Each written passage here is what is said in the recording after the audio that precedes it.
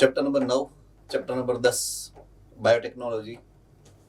અને બાયોટેકનોલોજીની વાત શરૂ કરતા પહેલા આપણે થોડા ઘણા મુદ્દાઓને જે એક્સ્ટ્રા ગણાય કે જેને બાયોટેકનોલોજી સમજતા પહેલા ક્લેરિફાઈ કરવા ખૂબ જરૂરી પડે છે એવા મુદ્દાઓની વાત આપણે પહેલા ચર્ચા કરશું, પછી આપણે બાયોટેકનોલોજીની અંદર ઘૂસીએ.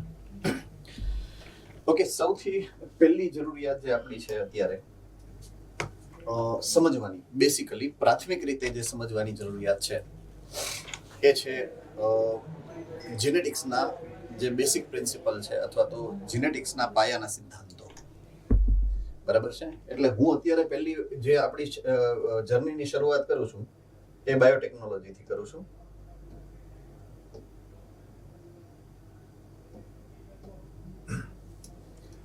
તો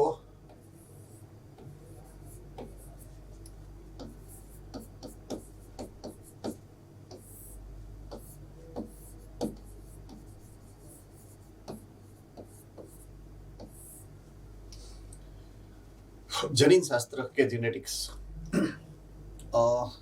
એની અંદર તમારે જે બેસિકલી સમજવાનું છે એ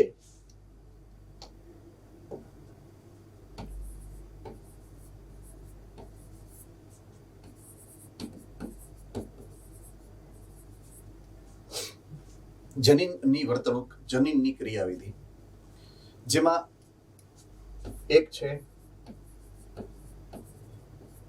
જનીન દ્રવ્ય, એનું બંધારણ, અને બીજું જનીન દ્રવ્ય એના કાર્યો. આ બે વસ્તુ મેઇનલી આપણે આની અંદર સમજવાની હોય જનીન શાસ્ત્રની જ્યારે આપણે વાત કરીએ છીએ ત્યારે. આ સમજવા માટે સૌથી પહેલા આપણે સજીવોના સામાન્ય જે રચનાત્મક બંધારણ છે એટલે કે કોષ, બરાબર છે, કે કોઈ બી શરીર, કોઈ બી સજીવ જે એક કોષી હશે કે બહુકોષીય હશે.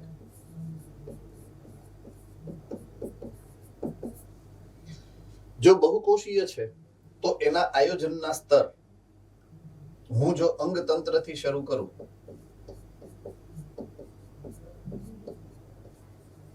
અંગ, પેશી અને પેશી માંથી આવશે, એટલે મૂળભૂત રીતે બનેલ છે કોષથી, અને એક કોષી સજીવ છે એ બી બનેલ છે કોષથી.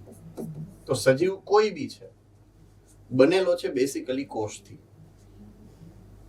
તો આપણે એમ કહીએ કે કાર્ય આપણે કરીએ છીએ, ભલે આપણે બહુકોષીય છીએ, પણ હકીકતમાં આપણે કાર્ય કરતા જ નથી, આપણા કોષો કાર્ય કરે છે. તમે જે કાર્ય કરો છો એ તો કોષના કાર્યનું રિઝલ્ટ, પરિણામ છે. બરાબર છે? એટલે મૂળભૂત રીતે કોઈ પણ સજીવ કોષથી જ બનેલો છે. એટલા માટે આપણે સજીવના કોષને જે વ્યાખ્યાયિત કર્યો છે એ એવી રીતના કે કોઈ બી સજીવનો પાયાનો રચનાત્મક અને ક્રિયાત્મક એકમ કોષ છે. બરાબર છે? તો હવે વાત કરીએ કોષના જે સંરચનાત્મક ભાગ છે એની. ચેપ્ટર નંબર 8 ધોરણ 11 ની અંદર તમને જે સરસ મજાના કોષના બંધારણની ચર્ચાઓ કરેલી છે એ મુજબ કોષનું હવે મેં પણ અગાઉ એક વખત આ ચર્ચામાં લીધું છે, અને એ ચર્ચા મેં એ પ્રમાણે કરી છે કે જ્યારે હું વાત કરું છું કોષની, તો કોષ કે કોઈ પણ જીવંત સજીવ હું કહું, બેનો અર્થ અત્યારે એક કરીએ છીએ. કોષને હું એક સજીવ તરીકે જ લઉં છું. બરાબર છે? તો કોષનો જે જન્મ થયો છે, કોષની જે સંરચના બની છે, એનો ધ્યેય એને અસ્તિત્વ ટકાવવું છે, જીવંત રહેવું છે.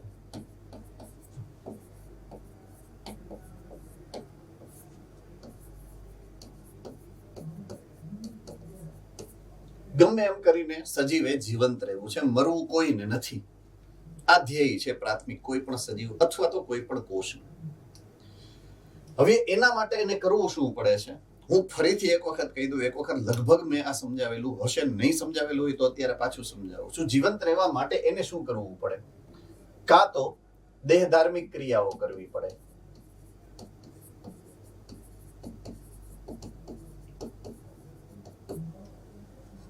દેહ ધાર્મિક ક્રિયાઓ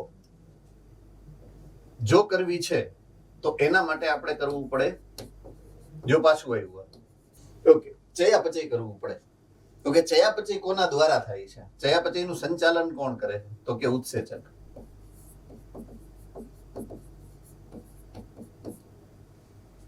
આ ઉત્સેચક શું છે? તો કે પ્રોટીન.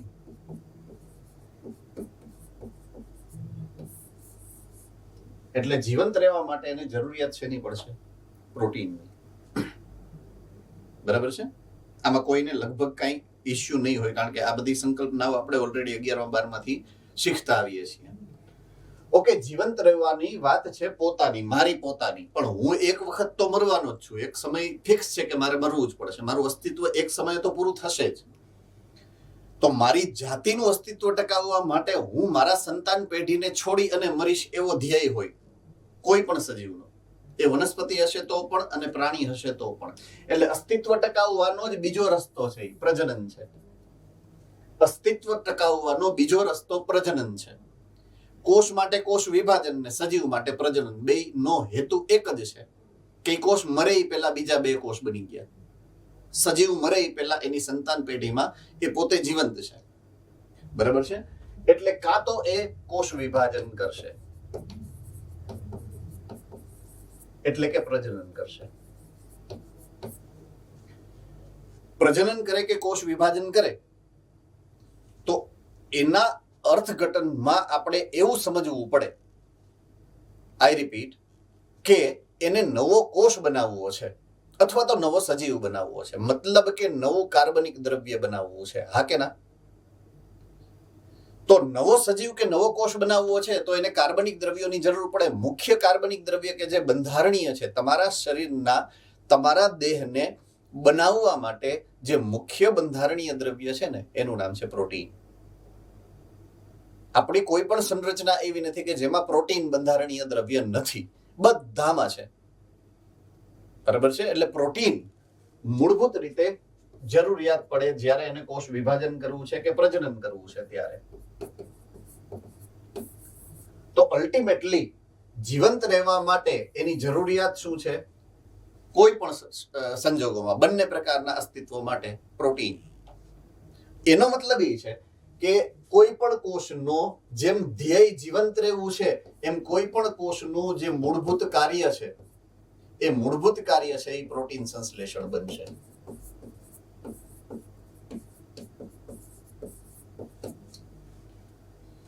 કારણ કે એને અસ્તિત્વ ટકાવવું છે, કારણ કે એને કોષ વિભાજનથી બીજા કોષ બનાવવા છે, એટલે એને પ્રોટીન સંશ્લેષણ કરતું રહેવું પડશે. હવે આ કોન્સેપ્ટમાં કોઈને ન ખબર પડી હોય તો પૂછી શકો છો મને. એકદમ સરળ છે આ જે કોન્સેપ્ટ છે જેની હું વાત કરું છું. મૂળભૂત રીતે કોઈ પણ કોષનું બંધારણ એવી રીતે બનેલું છે કે એ સરળતાથી પ્રોટીન સંશ્લેષણ કરી શકે. કારણ કે એનું કામ જ એ છે, ને એ જ કરવું પડે છે જીવતું રહેવા માટે અથવા તો વિભાજન કરવા માટે. એટલે કોષનું જે ડિઝાઇન કરેલું છે, કોષની અંદરની જે રચનાઓ બનેલી છે, એ રચનાઓ એની ગણતરી એક જ છે કે સરળતાથી પ્રોટીન સંશ્લેષણ થઈ શકે. રેડી? આટલું સમજાય છે?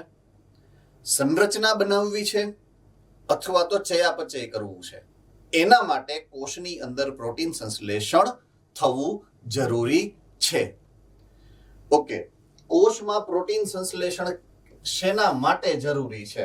હવે હું અલગ રીતે અલગ મુદ્દામાં લઈ જાઉં છું, સેમ ટુ સેમ કોન્સેપ્ટને. તો કોષમાં પ્રોટીન સંશ્લેષણ ની જરૂરિયાત શું છે? આ પ્રશ્નનો જવાબ કોણ આપી શકે તમારામાંથી, મેં જે સમજાયું એ પ્રમાણે? Yes, Rajkot Gurukul. DNA, amino acid, RNA. કોષમાં પ્રોટીન સંશ્લેષણની જરૂરિયાત શું છે? શું કામ પ્રોટીન સંશ્લેષણ થાય છે કોષમાં? મારો પ્રશ્ન આ છે. ઉર્જા અને બંધારણીય ઘટક. Okay, anything else? Yes, Modasa centre. ચયાપચય કરવા માટે. ઓકે, ચયાપચય કરવા માટે. Anything else? બીજું કાંઈ? અહીંયા લખેલું જ છે ઉપર, તમારે અહીંયા લખેલું, એમાંથી વાંચીને જ તમારે જવાબ આપવાનો છે. જીવંત રહેવા માટે. ઓકે, સો મૂળભૂત રીતે હું જો એને આ પ્રશ્નને જસ્ટિફાઈ કરું જવાબ સ્વરૂપે, તો જો એને દેહધાર્મિક ક્રિયાઓ કરવી છે કે ચયાપચયની પ્રક્રિયાઓ કરવી છે, તો એને પ્રોટીનની જરૂરિયાત છે. અથવા તો એને કોષ વિભાજન કરી નવો કોષ બનાવવો છે કે સંતતિનું સર્જન કરવું છે, બરાબર છે, તો એમાં એને રચના નવી બનાવવાની છે. તો ક્રિયાઓ કરવા માટે કે રચના બનાવવા માટે, રચનાનું સર્જન કરવા માટે, નવા પદાર્થો બનાવવા માટે એને પ્રોટીનની જરૂરિયાત પડશે, બરાબર છે. હવે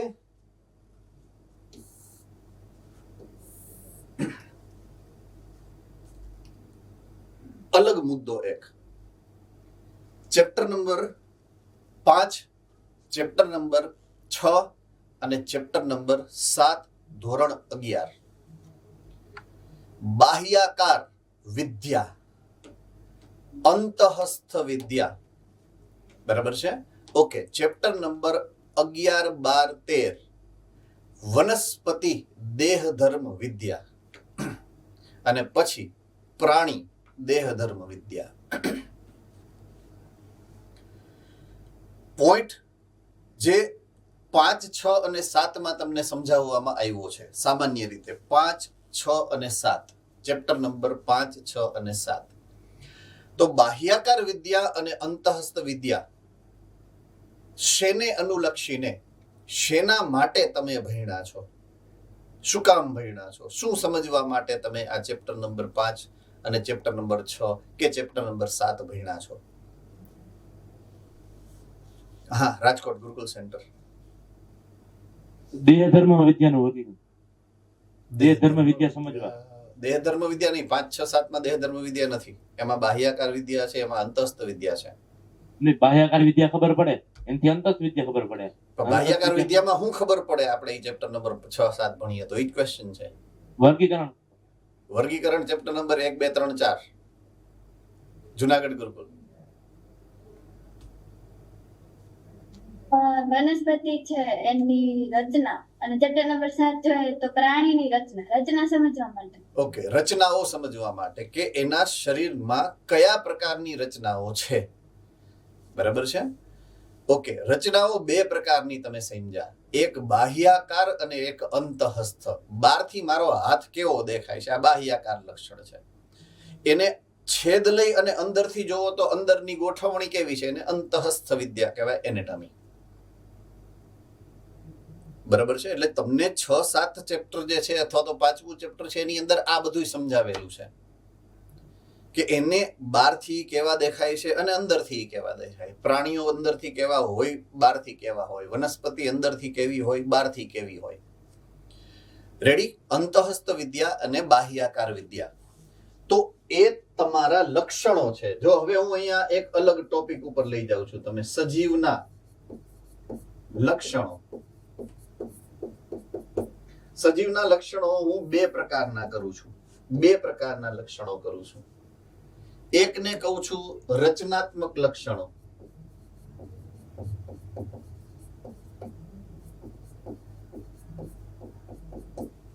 રચનાત્મક લક્ષણોનો મતલબ છે સજીવના દેહની રચના કેવી છે, બરાબર છે. જેના 2 ભાગ હું પાડી શકું.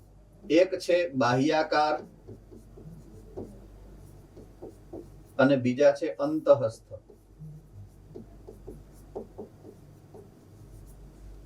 જે મેં તમને કીધું chapter number 5, chapter number 6, chapter number 7 માં તમને ભણાવ્યું છે, બરાબર છે. તો એ થઈ ગયા રચનાત્મક લક્ષણો. અને બીજા પ્રકારના સજીવના લક્ષણો છે ને એને ક્રિયાત્મક લક્ષણો કહેવાય.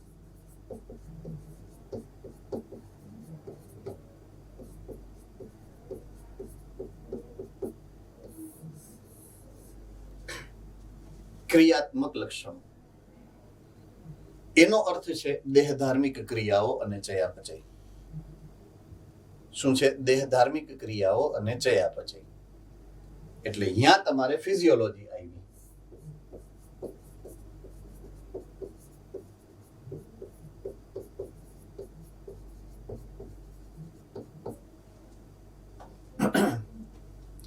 આ થઈ ગઈ દેહધાર્મિક ક્રિયા. દેહ ધર્મ વિદ્યા, જેમાં પ્રાણી દેહ ધર્મ વિદ્યાની અંદર જ આપી દીધી તમને, રચનાની સાથે ક્રિયાઓ વગડાવેલી હતી.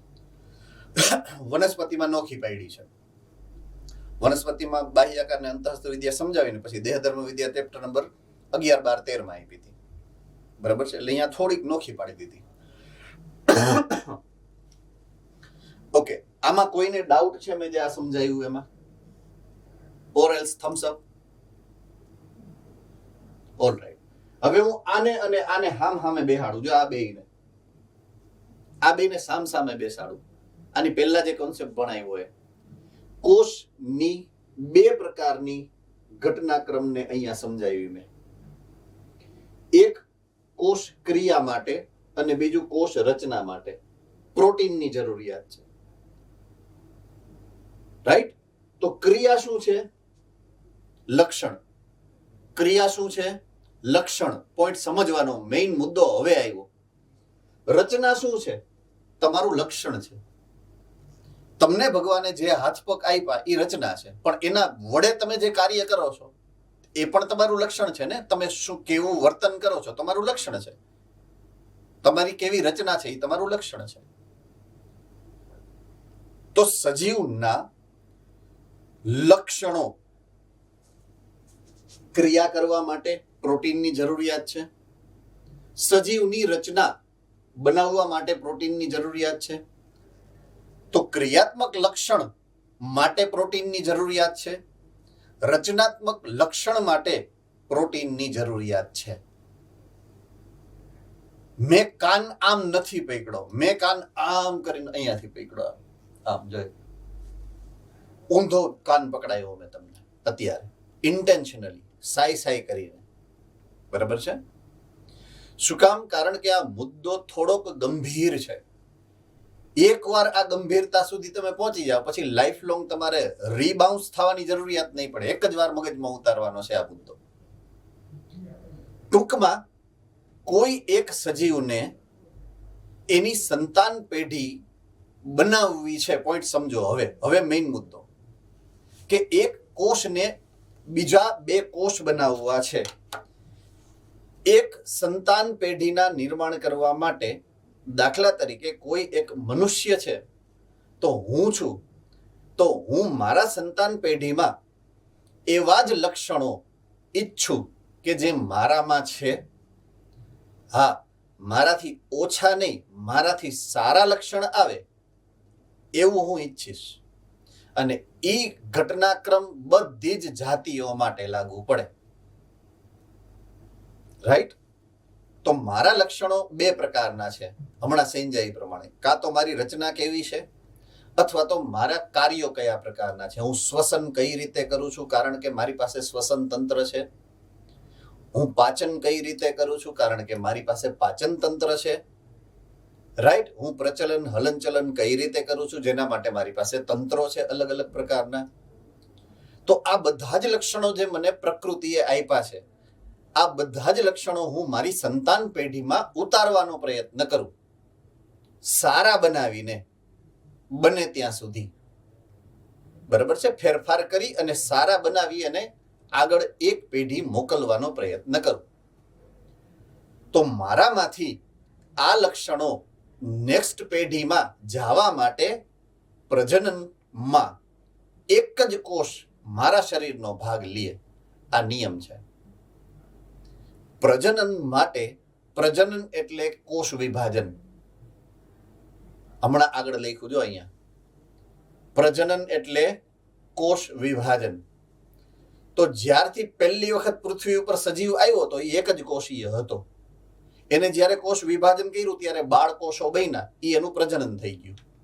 ત્યારથી લઈ અને આજ સુધી એક જ નિયમ છે, એ ગમે એટલી ઉચ્ચ કક્ષાનું લિંગી પ્રજનન આવ્યું પણ પ્રજનન કરવા માટે તો એક સિંગલ કોષ જ જવાબદાર બને, જે એક સજીવના દેહમાંથી બને. એ ભલે બહુકોષી સજીવ છે, મારા સજીવ દેહમાંથી એક જ કોષ બને, જેને કહેવાય શુક્રકોષ, કે જે પ્રજનનમાં ભાગ લે. માદા હોય તો અંડકોષ, કે જે પ્રજનનમાં ભાગ લે.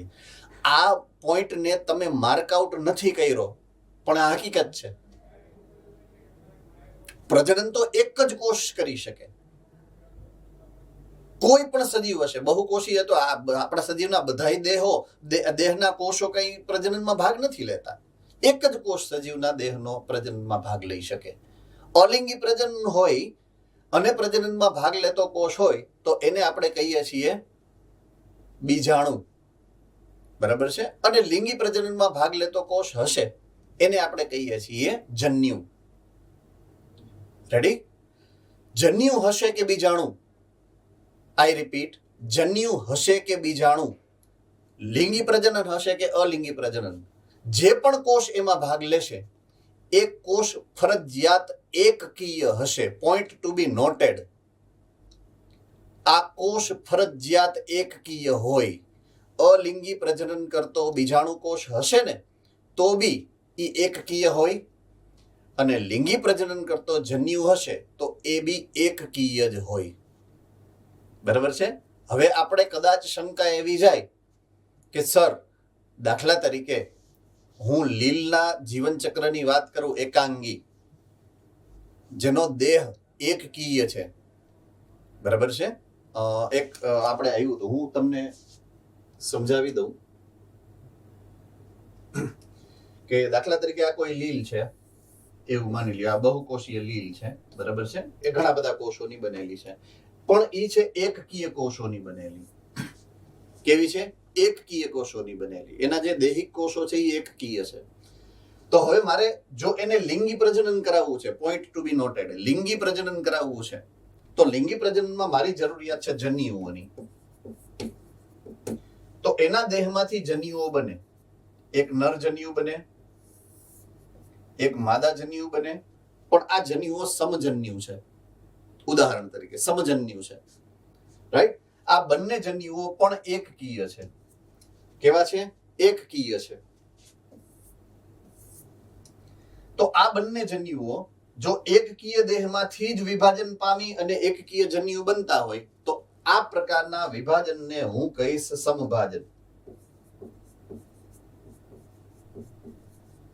તો અહીંયા જે એકકીય દેહ ધરાવતા સજીવો હશે એમાં જન્યુઓનું સર્જન સમભાજનથી થાય છે, અર્ધીકરણથી નહીં. આ પોઈન્ટને તમારે યાદ રાખવાનો છે. બરાબર છે? હવે આ બેયનું સંયુગ્મન થાય. જો હું અહીંયા ફલન શબ્દ નથી વાપરતો, ફલન ન થાય, ફલન ન કહેવાય. ફલન ઉચ્ચ કક્ષાના સજીવોમાં થાય કે જ્યાં નરજન્યુ માદા જન્યુ સુધી પહોંચે અને ફલન કરે. અહીંયા સંયુગ્મન છે.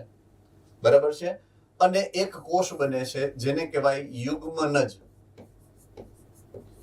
ઉચ્ચ કક્ષાના સજીવોમાં કહેવાય ફલિતાંડ.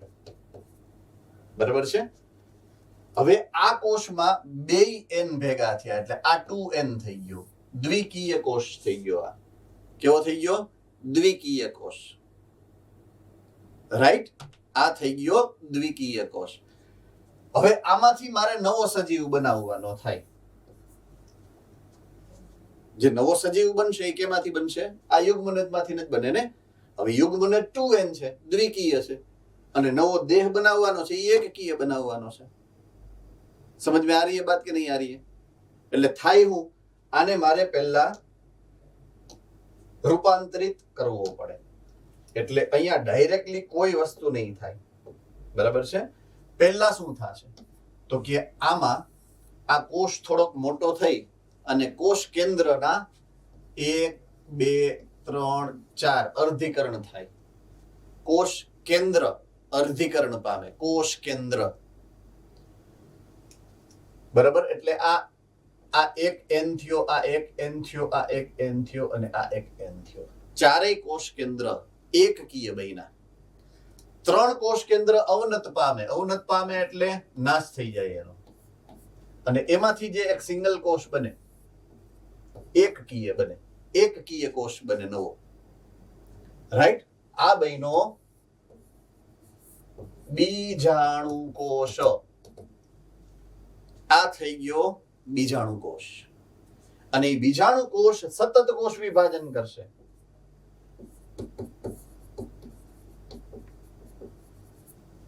જે છે સમભાજન, નોર્મલ સામાન્ય સંભાજન, જેને તમે ઓળખો છો. બરાબર છે? તો અહીંયા એક નોંધનીય બાબત જે આપણે જોવાની છે, અહીંયા થાય અર્ધીકરણ. તો અહીંયા અર્ધીકરણ કોનું થયું? યુગ્મનજનું, ફલિતાંડનું અર્ધીકરણ થયું. શું બનાવવા માટે થયું? બીજાણુ બનાવવા માટે. શું બનાવવા માટે? બીજાણુ. તો ખાસ અહીંયા ઈ યાદ રાખવાનું કે જે સજીવો અલિંગી પ્રજનન મુખ્યત્વે કરતા હશે, નિમ્ન કક્ષાના સજીવો, એમાં જે એકકીય બીજાણુ બને ને, એના માટે ફલિતાંડ છે ને એનું અર્ધીકરણ થાય. બરાબર છે? અને ઉચ્ચ કક્ષાના સજીવમાં ઊંધી પ્રક્રિયા કરવાની. બરાબર છે? આપણામાં સામાન્ય દૈહિક કોષોનું અર્ધીકરણ થાય અને જન્યુ બને. તો બીજાણુ બનાવવા માટે પણ અર્ધીકરણ થાય અને જન્યુ બનાવવા માટે પણ અર્ધીકરણ થાય. રેડી? ઉચ્ચ કક્ષાના સજીવો હોય ને તો અહીંયા દેહ બને, આ જગ્યાએ, અને નિમ્ન કક્ષાના સજીવો હોય તો અહીંયા દેહ બને. That's it. દેહની જગ્યા આપણે ફેરવી. ક્લિયર થયું? સો ઈ એક પોઈન્ટ ઓફ વ્યૂ હતો જે અહીંયા મેં તમને રીકોલ કરાવ્યો, ફરીથી યાદ કરાવ્યો કે આવું હોય છે સજીવના જીવન ચક્રની અંદર. મૂળ મુદ્દો એ જ છે આપણા માટે સમજવાનો કે પ્રજનન તો એક જ કોષ દ્વારા થશે.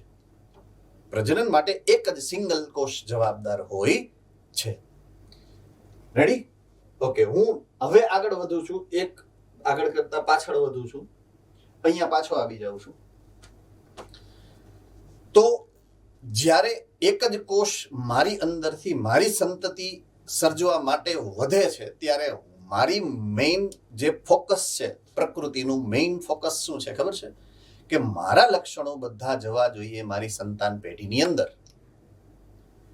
ઇટ મીન્સ હવે હું છું મારા જન્યુની અંદર, હું મારા જન્યુની વાત કરું છું. તો જન્યુ અથવા બીજાણુ, એનું કામ છે એક પેઢી માંથી બીજી પેઢીમાં લક્ષણોનું વહન કરવાનું. મારા લક્ષણો હું જન્યુ દ્વારા એક પેઢીમાંથી બીજી પેઢીમાં વહન કરાવીશ. રેડી? એક પેઢીમાંથી લક્ષણને હું બીજી પેઢીમાં વહન કરાવીશ, પણ મારી પાસે જે કોષ છે જે આ કામ કરે છે એ છે જન્યુ. ઓર એલ્સ જો નિમ્ન કક્ષાના સજીવો હશે તો એની પાસે જે કોષ છે એ છે બીજાણુ. રેડી? આમાં કોઈને કઈ પ્રશ્ન, ડાઉટ? ઓકે. આ લક્ષણોનું વહન ની જે પ્રક્રિયા છે એને આપણે જીનેટિક્સની અંદર કહેશું આનુવંશિકતા. એટલે આ પ્રક્રિયાને કહેવાય આનુવંશિકતા.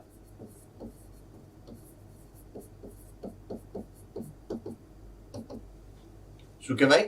આનુવંશિકતા. બરાબર છે? એક પેઢીમાંથી બીજી પેઢીમાં લક્ષણોનું થતું વહન, આ પ્રક્રિયાને આનુવંશિકતા કહેવાય. રાઈટ? મેં એક શબ્દ વાપર્યો તો ઇન્ટેન્શનલી, ચાઈ કરીને, જે હું રિમાઇન્ડ કરાવું છું તમને હમણાં જ. હું એવું ઈચ્છીશ કે મારા લક્ષણો મારી સંતાન પેઢીમાં આવે, પણ હંમેશા એવું ઈચ્છીશ કે એ સુધરી અને વધુ સારા બની અને આવે. સામાન્ય કહેવાય છે ને, બાપથી દીકરો સવાયો હોવો જોઈએ, ગુરુથી ચેલો સવાયો હોવો જોઈએ.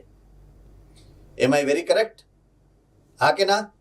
તો ઈ આ કહેવતને અનુલક્ષીને જે ઘટનાક્રમ જોવા મળે છે કે આનુવંશિકતામાં જેવો હું છું એવો ને એવો મારું સંતાન પેઢીમાં 100% લક્ષણ નથી હોતું. તમે છે દાખલા તરીકે અરીસામાં જુઓ તો એક્ઝેક્ટલી તમારા મમ્મી કે તમારી પપ્પાની કોપી નથી જ ને, થોડા ઘણા તો ફેરફાર છે કે નહીં, રાઈટ?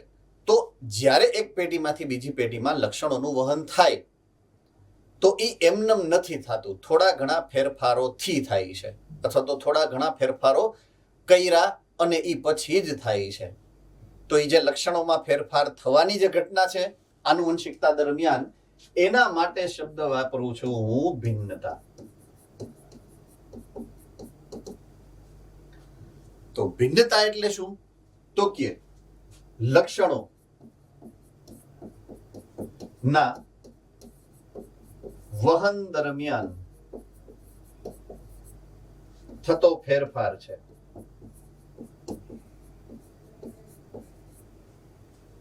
ભિન્નતા એટલે લક્ષણોનું જે વહન થાય છે એ દરમિયાન થતા ફેરફારો, લક્ષણોમાં થતા ફેરફારો. ઓકે, હવે ચેપ્ટર નંબર 10 ધોરણ 11 એમાં સમભાજન અને અર્ધીકરણ, છેલ્લે એ બધું પૂરું થાય ને એટલે સમભાજનનું મહત્વ અને અર્ધીકરણનું મહત્વ એવું સમજાવેલા છે પોઈન્ટ્સ 8-10 બેમાં. એમાં અર્ધીકરણના મહત્વમાં લખેલું છે કે ભિન્નતા માટે, વિવિધતા સર્જવા માટે જવાબદાર. યાદ આવ્યું? અંડરસ્ટુડ? હવે જો એ કોરિલેટ કરો, અહીંયા કોરિલેટ થઈ ગયું. ભિન્નતા સર્જાય જન્યુઓ, કારણ કે જન્યુ અર્ધીકરણથી બને. હવે સમજાણું તમને કેવી રીતના કોરિલેટ થાય છે એકબીજાની હારે. ઈ જે અહીંયા પોઈન્ટ લખ્યો તો એ તમને અહીંયા આવ્યો જીનેટિક્સની અંદર. મેં તમને કીધું હતું પહેલા, જો તમને ખબર હોય કે ના હોય મને ખબર નથી, તમે મારી પાસે ભણ્યા છો અથવા તો શરૂઆતમાં ચેપ્ટર નંબર 8, 9, 10 આવડે ને ધોરણ 11 નું, તો જ તમને બાયોલોજી આખું આવડે. કારણ કે બાયોલોજીનો આધાર જ ચેપ્ટર નંબર 8, 9, 10 છે. આખું લીટી તમને ખબર હોવી જોઈએ, એનો અર્થ તમને ખબર હોવી જોઈએ. હજી તમારે જો નીટ પરીક્ષા પહેલા સારા માર્ક્સ લેવાનો હેતુ હોય, તમને એવું લાગે છે કે મારે નીટની અંદર 360 બાયોલોજીના છે, એમાં એટલીસ્ટ 300 ઉપર ટપવું છે, તો આજથી હું તમને અગેન રિમાઇન્ડર આપું છું. સૌથી પહેલા તમારે જે 3 ચેપ્ટર ઉપર કામ કરવાનું છે, ચેપ્ટર નંબર 8, 9 અને 10 ધોરણ 11 એ તમને જેટલા સ્ટ્રોંગલી આવડશે એટલું તમારું બાયોલોજી સ્ટ્રોંગ થશે. આ ખાસ યાદ રાખી લેજો, ગુરુ મંત્ર. બરાબર છે? તો લક્ષણોના ફેરફાર ને ભિન્નતા કહેવાય. લક્ષણોના એમનેમ થતા વહનની આખી સળંગ પ્રક્રિયાને આનુવંશિકતા કહેવાય. એટલે તમારા ચેપ્ટરની શરૂઆત જે જીનેટિક્સની છે એને કહેવાય આનુવંશિકતા અને ભિન્નતા. રાઈટ? ઓકે, હવે આ કરે છે કોણ? આ જવાબદારી કોની? એની વાત કરું. તો જન્યુ એક કોષ છે કે બીજાણુ એક કોષ છે. આ કોષની અંદર કોષરસ અને અંગિકા છે હોય તો, અને બીજું છે કોષ કેન્દ્ર. મેં આખી સંરચના સમજાવી તમને. જન્યુની સંરચનામાં આવું કંઈક છે. કોષ છે, કોષની અંદર કોષરસ ને અંગિકા છે અને કોષ કેન્દ્ર. હવે હું કોષ કેન્દ્ર તરફ ધ્યાન કેન્દ્રિત કરું છું, કારણ કે મારે ડાયરેક્ટલી તમને અહીંયા જ લઈ જવાના છે. ફોકસ આપણું છે કોષ કેન્દ્ર, જેની અંદર છે જનીન દ્રવ્ય. આપણે જીનેટિક્સ ઉપર જઈએ છીએ એટલે હું બીજા આડાવડા ચર્ચા કરવા કરતા સીધો ફોકસ કરું છું જનીન દ્રવ્ય ઉપર. જનીન દ્રવ્યને હું કહું છું ક્રોમેટીન. ઓકે, જનીન દ્રવ્ય એવું નામ એટલા માટે પડ્યું છે કારણ કે એ જનીનો ધરાવે છે. આઈ રિપીટ, એ જનીનો ધરાવે છે એટલા માટે આ દ્રવ્યનું નામ પડ્યું છે જનીન દ્રવ્ય. બરાબર છે? આમાં કોઈને કઈ તકલીફ ન સમજાય એવું?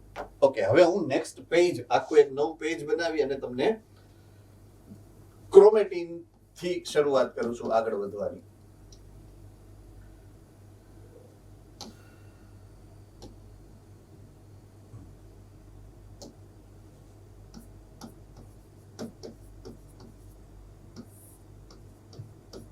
ક્રોમેટીન અથવા તો જનીન દ્રવ્ય. બરાબર છે? તો કોષ કેન્દ્રમાં રહેલ જનીન ધરાવતું દ્રવ્ય, આ જનીન ધરાવતા દ્રવ્યને હું નામ આપું છું ન્યુક્લિક એસિડ.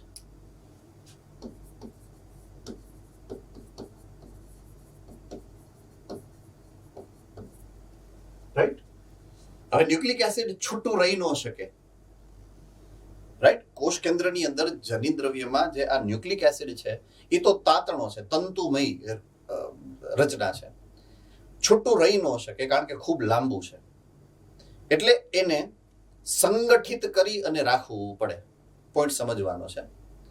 આ સંગઠિત કરી અને રાખવા, બીજું નિયમ એવો છે, સૃષ્ટિનો નિયમ એવો છે કે જ્યારે સંરચના કોઈ પણ બનાવવી છે ને તો પ્રોટીન વગર ના બને, કારણ કે પ્રોટીન મુખ્ય બંધારણીય દ્રવ્ય છે. તો ક્રોમેટીન પણ આપણી જ રચના છે. ક્રોમેટીન પણ એવી રચના છે કે જે સજીવમાં જોવા મળે છે. સજીવની કોઈ પણ રચના પ્રોટીન વગરની ન હોય, રાઈટ. એટલે ન્યુક્લિક એસિડની સાથે પ્રોટીન પણ છે, બંને છે. એટલે કે કોષ કેન્દ્રમાં રહેલ આ જનીન ધરાવતું દ્રવ્ય છે એમાં બે રચનાત્મક રસાયણો છે, એક છે પ્રોટીન અને એક છે ન્યુક્લિક એસિડ. બરાબર છે. ન્યુક્લિક એસિડ જે એની અંદર છે એનું નામ છે ડીએનએ, ડીઓક્સીરિબોન્યુક્લિક એસિડ. શું નામ છે? ડીઓક્સીરિબોન્યુક્લિક એસિડ. અને પ્રોટીન જે છે એ છે મુખ્યત્વે હિસ્ટોન. મુખ્યત્વે હિસ્ટોન એનો મતલબ એવો નથી કે હિસ્ટોન ખાલી એક જ છે, બિન હિસ્ટોન પ્રોટીન પણ છે, પણ આપણી સમજણ અત્યારે જે જોઈએ છે આપણે એના માટે આ આટલું જરૂરી છે અત્યારે સમજવું. તો હવે આનું કેમિકલ નામ પાડું હું. આનું કેમિકલ નામ, ક્રોમેટીનનું કેમિકલ નામ છે, કોઈને આવડે છે? બોલો, Junagadh centre. Nucleoprotein. Yes, it is nucleoprotein.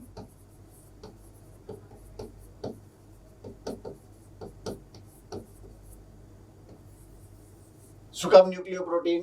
ન્યુક્લિયોપ્રોટીન એના બંધારણમાં ન્યુક્લિક એસિડ અને પ્રોટીન આવેલા છે એટલા માટે એને ન્યુક્લિયોપ્રોટીન કહેવાય. ઓકે, અહીંયા સુધી કોઈને કઈ પ્રશ્ન આવ્યો છે? નો સમજાણું હોય એવો? રાઈટ. હવે મારો મુદ્દો એ છે કે આ ડીએનએ માં જનીનો આવેલા છે, ડીએનએ માં જનીનો આવેલા છે એવું આપણે આમાં સમજી શકીએ છીએ જેટલું લખેલું છે એને આધારે, રાઈટ. હવે એક સ્ટેપ આગળ વધું છું હું અહીંયાથી. તમારો કોષ એટલે મનુષ્ય કોષની વાત કરું છું. હવે મનુષ્યના કોષના કોષ કેન્દ્રમાં ડીએનએ ની સંખ્યા, મનુષ્યના કોષમાં કોષ કેન્દ્રમાં ડીએનએ ની સંખ્યા, બરાબર છે. ઓકે, એના માટે થઈ અને હું ચેપ્ટર નંબર 10 માં જઈશ. ક્યાં જઈશ? ચેપ્ટર નંબર 10 માં, ધોરણ 11, 12 નહીં, આપણે આયલું નથી હજી. પૂર્વાવસ્થા, કોષ વિભાજનમાં પૂર્વાવસ્થા, એમાં લક્ષણ એનું પૂર્વાવસ્થાનું સૌથી પહેલું જેને આધારે આ પૂર્વાવસ્થા છે એવું નક્કી થાય એ છે કે જનીન દ્રવ્ય કે રંગસૂત્ર દ્રવ્ય સંકોચન પામે અને રંગસૂત્ર બનાવે. બરાબર છે. કોષ કેન્દ્રની અંદર રહેલ જનીન દ્રવ્ય અથવા તો રંગસૂત્ર દ્રવ્ય સંકોચન પામે અને રંગસૂત્ર બનાવે. પોઈન્ટ સમજવાનો છે. આપણે કોરિલેટ કદાચ ન કરી શક્યા હોય અત્યાર સુધી, તો આજે કોરિલેટ કરશું એને. હવે હું તમને સ્ટ્રેટ વે એવો પ્રશ્ન પૂછું કે આપણા રંગસૂત્રની સંખ્યા કેટલી, તો બધાને ખબર જ હશે. બરાબર છે. આપણા કોષના રંગસૂત્રની સંખ્યા કેટલી છે કોને નથી ખબર? નથી ખબર. એટલે બધાને ખબર છે 23 જોડ એટલે કે 46. કેટલા હોય? 46. રંગસૂત્રો 46 હોય તો ડીએનએ કેટલા હોય? 46. કારણ કે ડીએનએ નું સંકોચન, એક ડીએનએ નું સંકોચન થાય, એક રંગસૂત્ર બને. 2 ડીએનએ નું સંકોચન થાય, 2 રંગસૂત્ર બને. 3 ડીએનએ નું સંકોચન થાય, 3 રંગસૂત્ર બને. 4 ડીએનએ નું સંકોચન થાય, 4. તો આપણી પાસે તો 46 રંગસૂત્રો છે. એનો મતલબ છે કે આપણા શરીરના કોષોની અંદર છૂટા ડીએનએ ની સંખ્યા 46 હોય, 23 જોડ હોય. કેટલી હોય? 23 જોડ.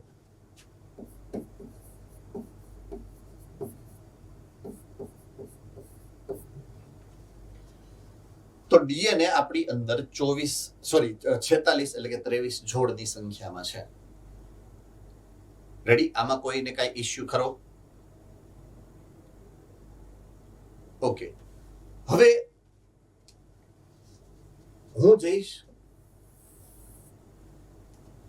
આ શબ્દ ઉપર, જનીન.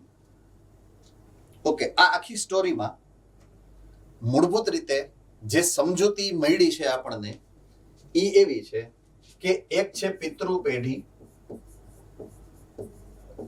અને એક છે બાળ પેઢી. પિતૃ પેઢીમાંથી બાળ પેઢીમાં આપણે લક્ષણોનું વહન કરાવવું છે.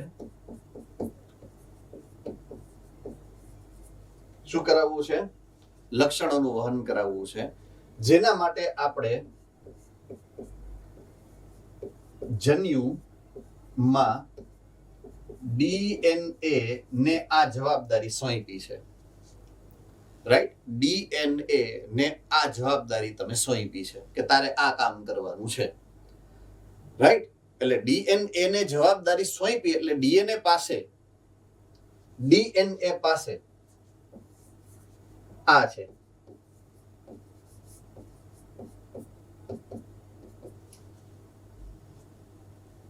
જનીનો છે ડીએનએ પાસે. રાઈટ? તો હવે આના આધારે હું જનીનની વ્યાખ્યા આપવાનો પ્રયત્ન કરું તો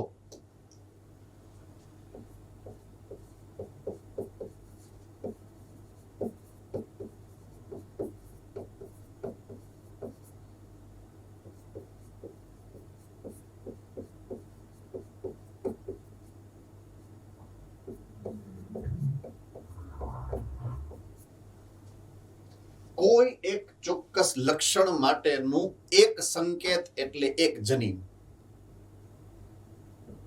આઈ રિપીટ, કોઈ એક ચોક્કસ લક્ષણ માટેનો સંકેત એટલે એક જનીન.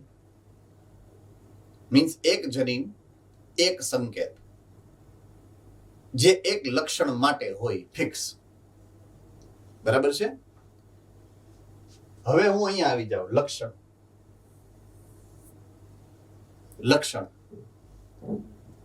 તો લક્ષણ ને નોન ટેકનિકલી મેં આ કીધું હતું, પ્રોટીન. સમજાય છે? પ્રોટીન ક્રિયાત્મક કે રચનાત્મક? મારે તો લક્ષણની અભિવ્યક્તિ પોઈન્ટ, હવે એક નવો આપું શબ્દ તમને, અભિવ્યક્તિ. અભિવ્યક્તિ એટલે પ્રદર્શિત કરવું, બનાવવું, પ્રદર્શિત કરવું, દેખાડવું, એને અભિવ્યક્તિ કહેવાય. રાઈટ? દાખલા તરીકે હું મારા શબ્દ, મારા મગજની અંદર જે લખેલું છે એ હું તમને શબ્દો દ્વારા અભિવ્યક્ત કરું છું, જે તમે સાંભળો છો અને સમજો છો. તમે અત્યારે જે સમજશો, જે લખશો, જે જાણશો એ તમારા મગજમાં ગોઠવાશે. પછી પરીક્ષામાં તમે એને અભિવ્યક્ત કરશો પેન એન્ડ પેપરથી, ABCD ટીક કરીને. એ અભિવ્યક્તિ છે તમારી. સમજાય છે? તો કોષના કોષ કેન્દ્રમાં જનીન દ્રવ્ય છે અને જનીનો છે. એ જનીનમાં તો લક્ષણના સંકેત છે. અહીંયા ચોખ્ખું લખેલું છે, જો આવી રહ્યું, સંકેત છે, સંકેત. હવે દાખલા તરીકે મેં એક 100 વારનો પ્લોટ લીધો બંગલો બનાવવા માટે, મકાન બનાવવા માટે. રાઈટ? અને એ 100 વારના પ્લોટમાં એન્જિનિયર આવી નકશો બનાવી જાય પ્લાન પાસ કરાવવા માટે. રાઈટ? અને એ પ્લાન એપ્રુવ થઈ જાય મ્યુનિસિપલ ઓફિસમાંથી કે ઓકે અલાઉડ છે, તમે બનાવી શકશો. તો હું નકશો લઈ અને કહી દઉં કે મારું ઘર બની ગયું, ચાલે? પછી તો કન્સ્ટ્રક્શનનું કામ ચાલુ કરવાનું છે. એટલે તમને જે જનીન દ્રવ્ય આપણા શરીરના જન્યુઓએ ઉત્પન્ન કરી અને આગળ વધાર્યું, એની પાસે ફક્ત નકશો છે. એ તો અપ્રૂવ થયેલો પ્લાન છે. એ પ્લાન પ્રમાણે ડિઝાઇન બનાવવી પડે. એ પ્લાન પ્રમાણે જે ડિઝાઇન બની એની પાસેથી કામ કરાવવું પડે. ક્રિયાત્મક લક્ષણો બનાવવા પડે. ક્રિયાત્મક લક્ષણોને કાર્ય કરાવવા માટે પ્રેરવા પડે.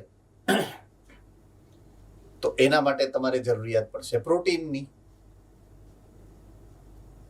રાઈટ? એના માટે જરૂરિયાત પડશે નવા પ્રોટીનની.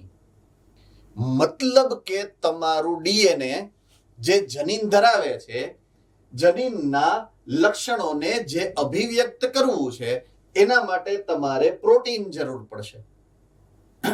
તો જનીનો શેના માટે છે? કોઈ ચોક્કસ પ્રોટીન બનાવવા માટેનો કોડ વર્ડ છે. આપણે આ મેઇન પોઈન્ટ છે જીનેટિક્સ સમજવાનો, રાઈટ? એક જનીન એક નિશ્ચિત પ્રકારનું પ્રોટીન બનાવી શકે એના માટે જ બનેલા છે. આઈ રિપીટ, કોઈ એક જનીન કોઈ એક પ્રોટીન માટેનું સંકેત ધરાવતો હોય છે, કારણ કે એને એ પ્રકારનું લક્ષણ બનાવવાનું છે. એ રચનાત્મક લક્ષણ છે કે ક્રિયાત્મક લક્ષણ છે, એ બીજા નંબરની વાત છે.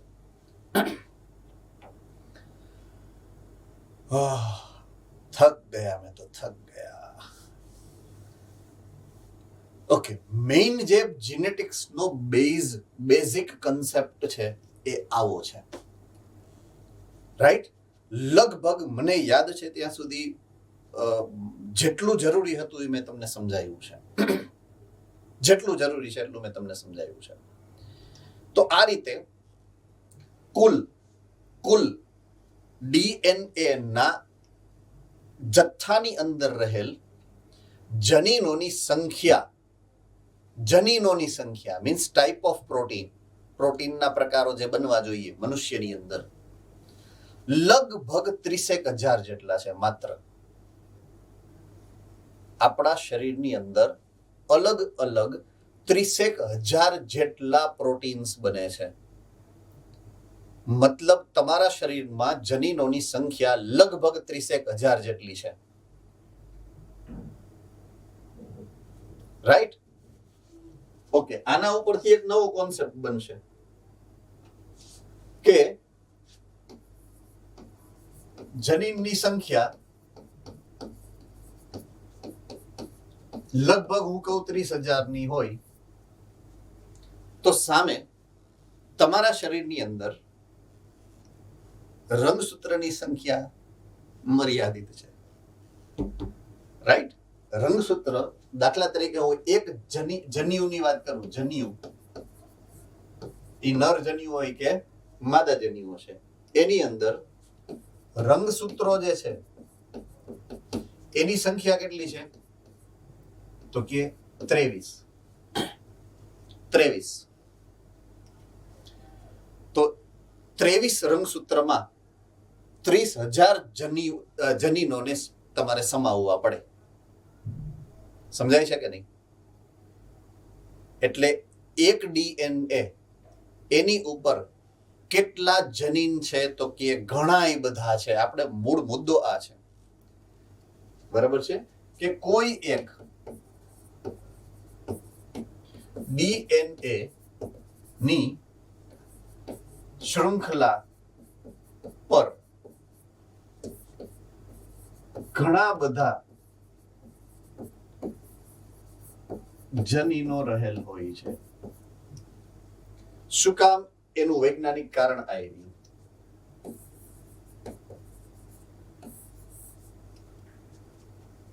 કારણ કે તમારી અંદર લક્ષણો અથવા તો જનીનોની સંખ્યા 30,000 છે, રંગસૂત્રની સંખ્યા 23 છે, એટલે 30,000 જનીનોને તમારે 23 રંગસૂત્રમાં વિભાજિત કરવા પડે, ગોઠવવા પડે. ઓકે, દરેક રંગસૂત્રમાં એક સરખી સંખ્યામાં જનીનો હોતા નથી. અમુક રંગસૂત્ર એવા છે કે જેની અંદર જનીનોની સંખ્યા વધુ છે, અને અમુક એવા છે કે જેમાં જનીનોની સંખ્યા ઓછી છે. સમજાય છે કે નહીં? સૌથી વધારે જનીન જે રંગસૂત્ર ઉપર છે, એટલે કે સૌથી મોટું ડીએનએ, એ છે ડીએનએ રંગસૂત્ર નંબર 1 નું. તમારો રંગસૂત્ર નંબર 1, 23 માંથી પહેલું રંગસૂત્ર સૌથી મોટું, એનાથી નાનું બીજું, એનાથી નાનું ત્રીજું, એનાથી નાનું ચોથું, સૌથી નાનું 23મું, રાઈટ? જો આના ઉપરથી એક બીજો કોન્સેપ્ટ નક્કી થાય છે કે તમે જે રંગસૂત્ર એની ગોઠવણી કરશો રંગસૂત્રમાં પહેલું રંગસૂત્રનું સ્થાન કોને આપવાનું અને છેલ્લા રંગસૂત્રનું સ્થાન કોને આપવાનું એ કોને આધારે નક્કી થાય? રંગસૂત્રના કદને આધારે. જે રંગસૂત્ર સૌથી મોટું એ પહેલું અને જે સૌથી નાનું એ છેલ્લું. આ જે આયોજન કરવાનું થાય ને, આ જે ગોઠવણી કરવાની થાય ને, એને શું કહેવાય ખબર છે? કેરિયોટાઇપિંગ. શું કહેવાય? કેરિયોટાઇપિંગ. જીનેટિક્સનો એક ઇમ્પોર્ટન્ટ મુદ્દો છે કેરિયોટાઇપિંગ. Sir yes sir. રંગસૂત્રના નાનું મોટું એમ કેમ રાખવાનું? કારણ એ છે કઈ બધા એક હરખા શું કામ ન રાખ્યા? એની પાછળનો મેઇન જે ઇન્ટેન્શન કરતા જે ક્રિયાવિધિ છે, તમને ચેપ્ટર નંબર 10 ની અંદર અર્ધીકરણની પ્રક્રિયા સમજાવી. રાઈટ? ઓકે. અર્ધીકરણની પ્રક્રિયામાં એક એવો મુદ્દો છે કે એમાં વ્યતિકરણ થાય. રાઈટ? વ્યતિકરણની અંદર ઘણા બધા પ્રકારના ફેરફારો થઈ શકે છે. હવે અબજો વર્ષોથી આ પ્રક્રિયા થતી આવે છે. રાઈટ? એટલે 1-2 પેઢીની વાત નથી કે 100-200 પેઢીની વાત નથી. કદાચ લાખો પેઢીઓથી આ પ્રક્રિયા સતત હાલી આવે છે. એટલે એટલા લાંબા ગાળાના ફેરફારને કારણે અમુક રંગસૂત્રો કાળક્રમે લાંબા થઈ ગયા અને અમુક રંગસૂત્રો કાળક્રમે ટૂંકા થઈ ગયા.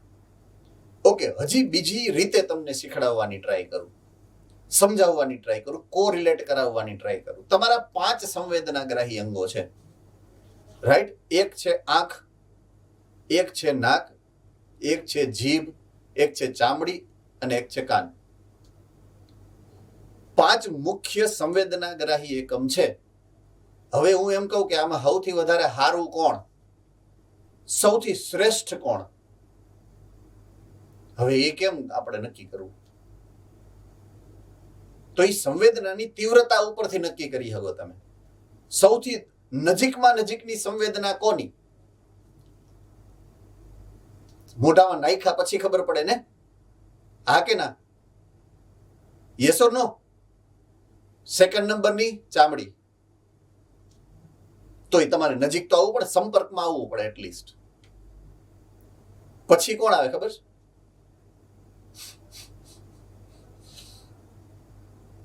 પછી કોણ આવે ખબર છે? દૂરનું સંભળાય. અને સૌથી શ્રેષ્ઠમાં શ્રેષ્ઠ સંવેદનાગ્રાહી એકમ કોણ છે? તમારા શરીરનો આંખ, જે કેટલા દૂરથી, પ્રકાશ વર્ષ દૂરના તારાને જોઈ શકે છે. તો 5માં સર્વશ્રેષ્ઠ કોણ? આંખ. સમજાય છે કે નહીં? Yes or no? ઓકે. સૌથી પહેલું કોણ બન્યું? તો આંખ સૌથી પહેલા નથી બની. સૌથી પહેલા સ્પર્શ બન્યું છે. સ્પર્શ સંવેદી.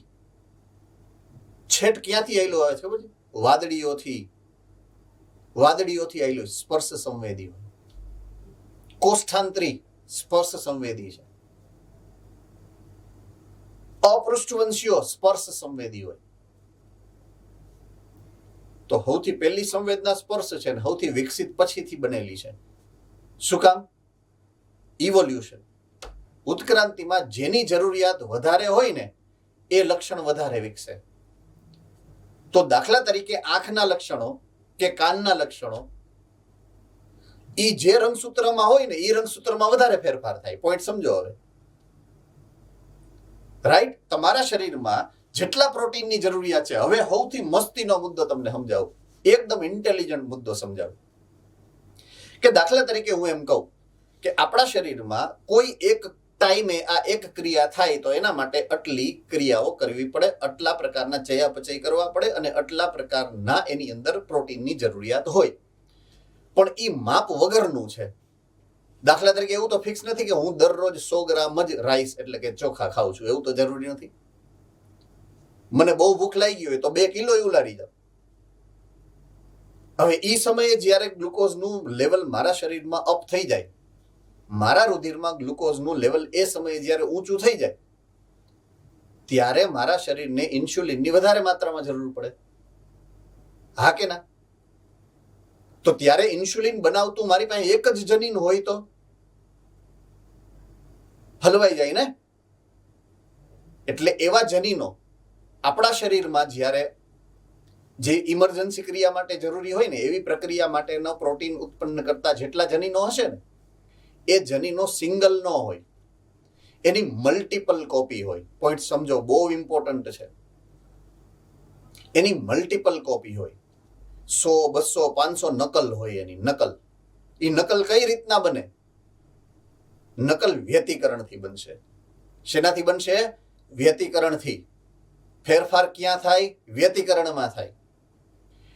એટલે એવા જે જનીનો હશે, એવા જે પ્રોટીન બનાવતા જનીનો હશે, એ મલ્ટિપલ થાય એટલે બહુગુણન પામે, 1 માંથી 2 બને, 2 માં 4, તો એ ડીએનએ લાંબુ થાય કે ન થાય?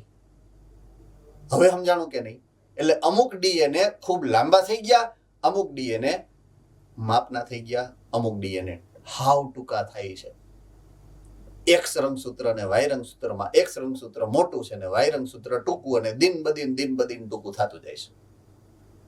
વાય રંગસૂત્ર દિન પ્રતિદિન ટૂંકું થતું જાય છે, કે જે નરપણાના લક્ષણ માટે જવાબદાર છે. બરાબર છે? તો એક્સ રંગસૂત્રનો પ્રભાવ, જો હવે એક કેસ સ્ટડી સમજાવું તમને. એક્સ રંગસૂત્રનો પ્રભાવ વાય રંગસૂત્રથી વધારે થાય છે. શું કામ? કારણ કે વાય રંગસૂત્ર ટૂંકું થતું જાય છે.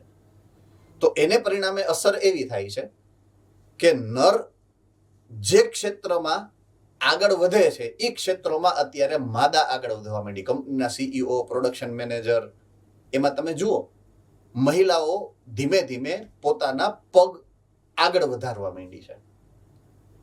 રાઈટ? અને on the contrary best chef હંમેશા મેલ જ હોય, ફિમેલ ના હોય. માસ્ટર શેફ ઓલવેઝ મેલ હોય. જોઈ લ્યો તમે, ગમે એ દિશામાં, ગમે એ કન્ટ્રી, ગમે એ વર્લ્ડ ના કોઈ બી કોર્નરમાં ફેશન ડિઝાઇનર મેલ્સ હોય. Manish Malhotra fashion designer mails હોય, ફિમેલ્સ ના હોય. વિચાર કરો, જો આ એક બાયોલોજીકલ ફેનોમિના છે જે આપણી સામે થાય છે. આપણે આને કન્સિડરેટ કર્યું ના હોય, કદાચ કમ્પેર ના કર્યું હોય. ફિમેલના ફિલ્ડમાં મેલ્સ સર્વોપરી થતા જાય છે, મેલના ફિલ્ડમાં ફિમેલ સર્વોપરી થતા જાય છે. એનું કારણ આ છે કે વાય રંગસૂત્રનું કદ ટૂંકું થતું જાય છે, એની સામે એક્સ રંગસૂત્ર હેમખેમ છે, એટલે એનો પ્રભાવ વધતો જાય છે. એટલે ડોમિનેટિંગ થતું જાય છે ફિમેલ કેરેક્ટરિસ્ટિક ફીચર્સ. અમુક તારણો પ્રમાણે અમુક હજાર વર્ષ પછી there will be no male Y chromosome and there will be no male. પછી એની ઉપર સંશોધન થયું કે હવે મેલ જેન્ડર માટે શું એમ, નર જાતિ માટે શું એમ. તો જાતિ કોણ નક્કી કરશે? કારણ કે વાય ક્રોમોઝોમ તો રહેશે નહીં. રાઈટ? તો એના બે મુદ્દાઓ આવ્યા. એક, પ્રજનન માટે મેલ હોવો જરૂરી નથી. પહેલી મુદ્દો, અસંયોગી જનન થઈ શકે. રાઈટ? એટલે પ્રજનન કોઈ દી અટકતું નથી નેચરમાં. નેચર પોતાનો રસ્તો કરી લે. અને બીજું, કોઈ અન્ય રંગસૂત્રને આ લિંગ નિશ્ચયન કરવાનો અધિકાર મળે. બે ઉપર અલગ અલગ વૈજ્ઞાનિકોના જૂથોએ શરૂ કર્યું સંશોધન. અને જે બીજું જૂથ છે, અમુક જૂથ એવું માને છે કે રંગસૂત્ર નંબર 3 ને આ જવાબદારી સોંપવામાં આવશે ફ્યુચરમાં. આવું ક્યાંય પૂછાતું નથી, તમે લખતા નહીં. આ તો જસ્ટ કેસ સ્ટડી સમજાવું છું તમને. આ જે ક્વેશ્ચન આવ્યું એના કાઉન્ટર આર્ગ્યુમેન્ટમાં. બરાબર છે? એટલે અમુક રંગસૂત્ર ટૂંકા થતા હોય, અમુક રંગસૂત્ર લાંબા થતા હોય. એની પાછળનું કારણ તમને જે ભણાવેલી ઘટનાક્રમ છે, અર્ધીકરણ દરમિયાન થતા વ્યતિકરણની ઘટના જવાબદાર હોતી હોય છે. આ ખાસ યાદ રાખીએ છીએ આપણે. રાઈટ? તો આપણા માટે જનીનની અભિવ્યક્તિ એટલે ડીએનએ ઉપરથી અથવા તો જનીન ઉપરથી પ્રોટીન બનવું. તો એના ઘટનાક્રમને આપણે જાણીએ છીએ કે કોઈ એક ડીએનએ છે. ડીએનએ એટલે કે જનીન છે, ડીએનએ નો નાનો ભાગ છે.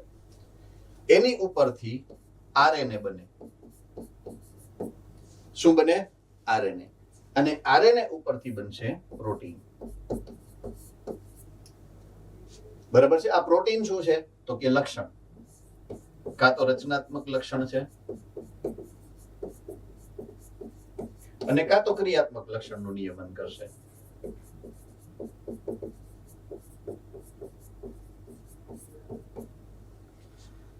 આ આરએનએ છે ને એ 3 પ્રકારના છે જે તમે જાણો છો. એક છે mRNA, એક છે tRNA અને એક છે rRNA. આ ત્રણેય બને અને ત્રણેય કામ કરે છે પ્રોટીન સંશ્લેષણની પ્રક્રિયામાં. બરાબર છે? તો ડીએનએ માંથી આ પણ બને છે, આ પણ બને છે અને આ પણ બને છે. ડીએનએ માંથી આરએનએ બનવાની પ્રોસેસને આપણે કહીએ છીએ પ્રત્યાંકન. શું કહીએ છીએ? પ્રત્યાંકન. રેડી? અને આરએનએ માંથી પ્રોટીન બનવાની પ્રક્રિયા ભાષાંતરણ. એટલે આ પ્રક્રિયા થઈ પ્રત્યાંકન અને આ પ્રક્રિયા થઈ ભાષાંતરણ.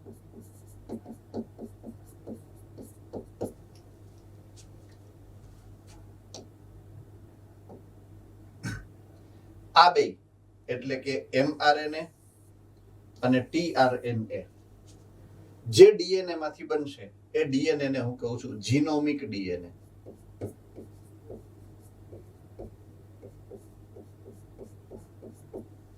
શું કહું છું? જીનોમિક ડીએનએ. અને આરઆરએનએ જેમાંથી બને છે એ નોન જીનોમિક ડીએનએ છે. નોન જીનોમિક ડીએનએ એટલે કે સેટેલાઇટ ડીએનએ.